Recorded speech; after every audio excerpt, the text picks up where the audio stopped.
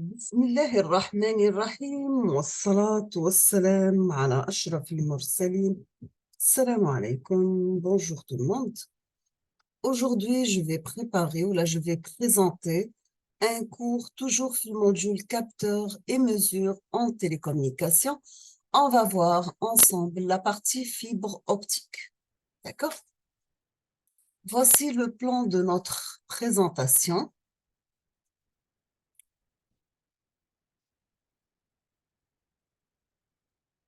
On va commencer par histoire ou bien l'historique de la fibre optique. Après, on passe aux quelques définitions. Troisièmement, on va voir ensemble quels sont les avantages et les inconvénients de la fibre optique, quels sont les types de fibre optique et quelle est la structure d'une fibre optique. وراح نتعرفوا على quelques appareils de testeurs de fibre optique. D'accord? On commence par l'historique de la fibre optique. Nous avons que l'histoire a débuté à l'époque romaine, mais ce fait le premier télégraphe optique inventé dans les années 1790 par le français Claude Chappe, qui servait réellement de point de départ au développement de la fibre optique. Nous avons que pendant tout le XVIIIe siècle, Chappe fut relayé par d'autres chercheurs. En 1997, qui devient le plus long câble réseau du monde. Aujourd'hui, nous avons que les secteurs médicaux, informatiques, militaires, télécommunications, l'industrie utilisent tous des systèmes à base de fibres optiques pour une large variété d'applications. Quels sont les avantages ou là, avant de passer aux avantages et inconvénients, on va définir c'est quoi une fibre optique. Tout simplement, la fibre optique, c'est un long câble composé de centaines de brins de verre ultra pur mesurant le diamètre d'un cheveu. Ces brins, bien sûr, peuvent transmettre des signaux lumineux sur des centaines, voire des milliers de kilomètres et sont protégés par une gaine. Parmi les avantages de la fibre optique, on trouve l'atténuation, elle est plus faible que les signaux électriques. Nous avons un débit d'information plus grand, une vitesse de propagation élevée, immunité aux parasites, diaphonie quasi nulle. Pour les inconvénients de la fibre, nous avons que la fibre elle est plus fragile et ce sont des technologies qui sont assez chères. Donc, c'est cher par rapport à d'autres liaisons. Quelle est la constitution de la fibre optique ou bien la structure de la fibre optique? Vous avez toujours qu'une fibre optique est constituée de 3 éléments concentriques comme présenté ci-dessous. Vous voyez la couche en gris, c'est la protection. En vert, c'est la gaine. En rouge, c'est le cœur. Le cœur, bien sûr, c'est dans cette zone. Elle est constituée de verre que la lumière est guidée et se propage le long de la fibre. On passe à la gaine. C'est une couche de verre qui entoure le cœur. La composition du verre utilisé est différente de celle du cœur. L'association de ces deux couches permet de confiner la lumière dans le cœur par réflexion totale de la lumière à l'interface, bien sûr, entre cœur et gaine. On termine avec la couche de protection en gris. C'est un revêtement de protection mécanique généralement en PVC.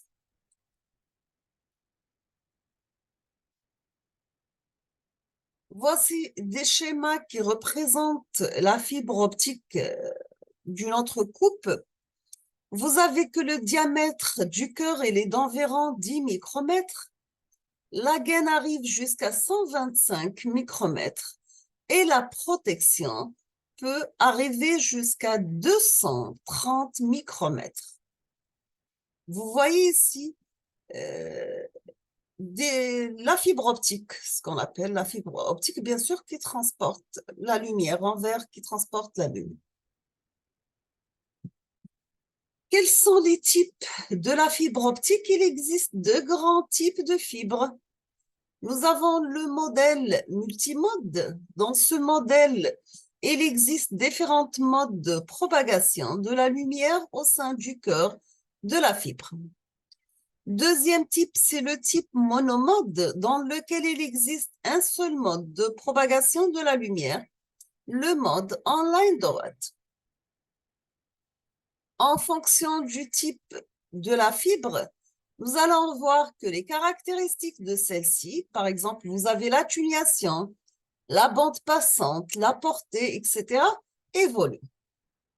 Voici un exemple de fibre monomode. Ici, vous avez le cœur de diamètre 9 micromètres. Pour le mode, le mode fibre multimode, nous avons un cœur qui varie entre 50 à 62,5 micromètres. On passe à la gaine. Donc, pour la gaine, vous avez toujours le même diamètre. Il est d'environ 125 micromètres.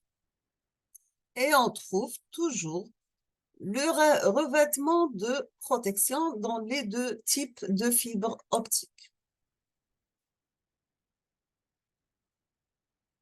On va commencer par le mode le mode de fibre monomode, comme représenté dans cette figure. Vous voyez ici le signal d'entrée de ce type qui passe à travers cette fibre. On garde toujours le même modèle que signal. Donc, on aura à la sortie le même signal qu'à l'entrée. Vous avez la meilleure fibre existante à l'heure actuelle, utilisée dans les réseaux mondiaux. Nous avons un seul mode de propagation de la lumière existe, c'est le mode en ligne droite. Il possède un cœur très fin, de la taille d'un cheveu. Et nous avons presque une atténuation nulle, ce qui en fait sa force. Donc, quand vous voyez bien, donc on n'aura pas atténuation entre le signal d'entrée et entre l'émission et la réception, entre l'entrée et la sortie. Concernant le débit, il est environ de 100 gigabytes par seconde, avec une portée maximale environ 100 km. Et vous avez que l'affaiblissement est de l'ordre de 0,5 décibels par kilomètre.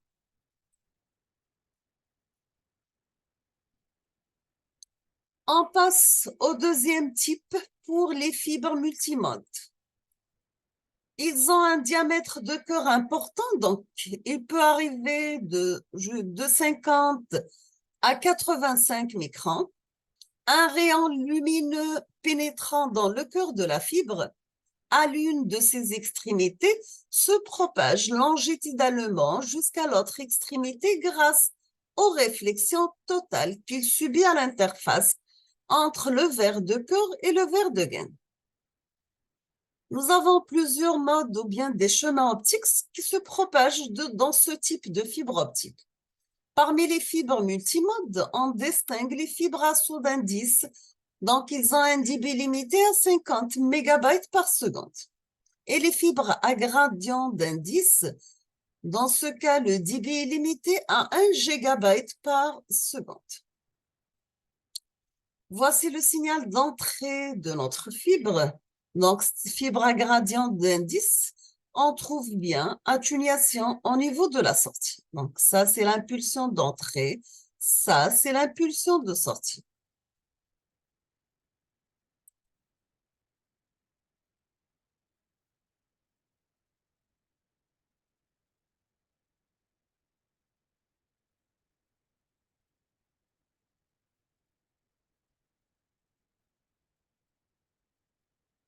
On voit bien ici un appareil compact fonctionnant sur pile, ce qu'on appelle le testeur de continuité injecté, une lumière rouge bien visible, V à sa diode de laser, à 650 nanomètres à hauteur de puissance et une longue durée de vie. Il fonctionne soit en mode continué, donc CW, soit en mode pulsé à une fréquence de 1 Hz. Vous avez toute rupture de la fibre apparaîtra sous forme d'un point rouge bien visible, soit il devient fixe ou bien en clignotant selon le mode choisi. Bien sûr, traversant jusqu'à des gains de 3 mm de diamètre. Nous avons le VFF5 peut être utilisé pour des câbles fibre optique monomode et multimode dynamique maximale de 5 km/s, environ bien sûr. Donc, c'est un outil de diagnostic visuel de premier niveau, bien ce qu'on appelle une microscope de contrôle pour fibre optique. Donc, le compagnon idéal de VFF5.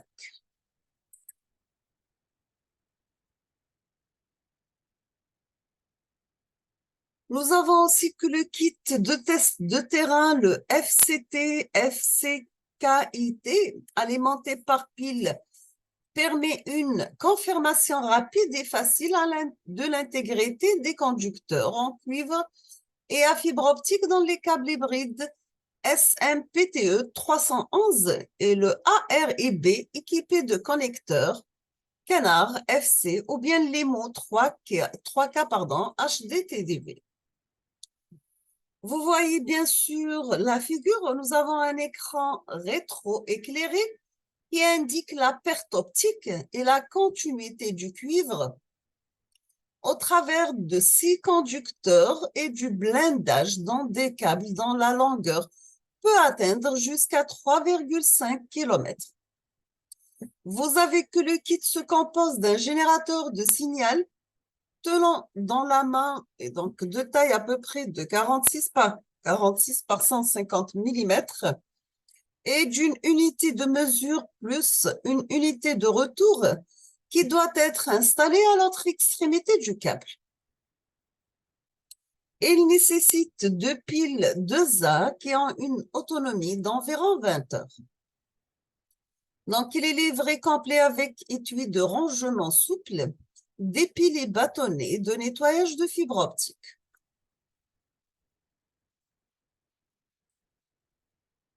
On voit bien ici d'autres modèles toujours de testeurs de fibre optique.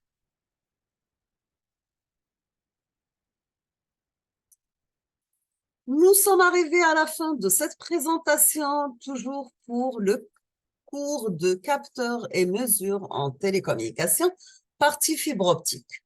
Je vous remercie infiniment pour votre attention. N'hésitez pas si vous avez des questions et à la prochaine vidéo, Inch'Allah. Merci beaucoup et à la prochaine.